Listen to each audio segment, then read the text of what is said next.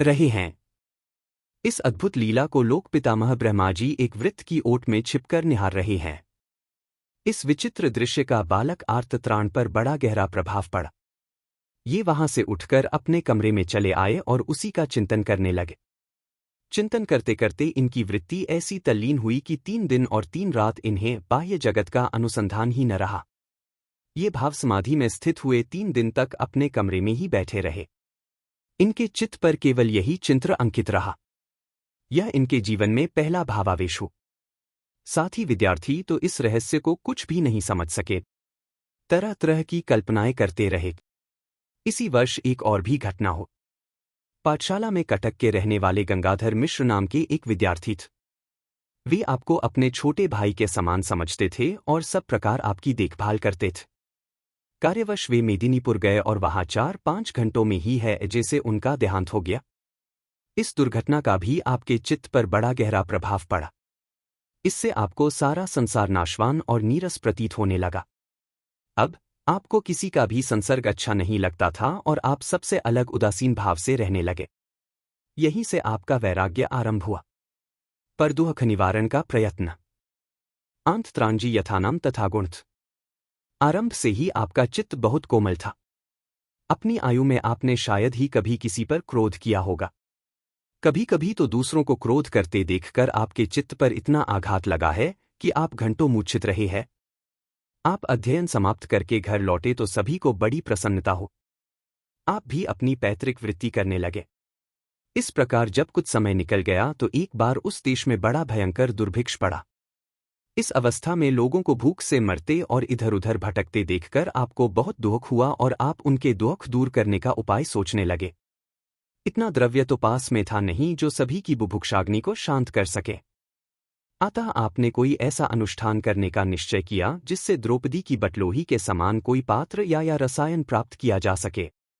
अंत में चैत्र शु 05 सन 1651 की रात्रि आई।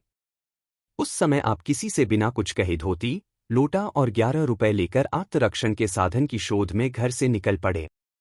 मंत्र सिद्धि के लिए आपको कामाचता, गुवाहाटी सबसे अच्छा स्थान जान पड़। अतः कुछ दिन कलकत्ता और गोवालंदों में ठहरकर आप गुवाहाटी पहुंचे। अब आपके पास केवल 2.5 रुपया बचा था। उस समय अनुष्ठान करने के लिए ही वहां एक बंगाली तांत्रिक भी आए हुए थे। उनसे आपका प्रेम हो गया और उनकी ही सलाह से आपने वनदुर्गा के मंत्र का अनुष्ठान आरंभ कर दिया। अनुष्ठान सुचारू रूप से चलने लगा।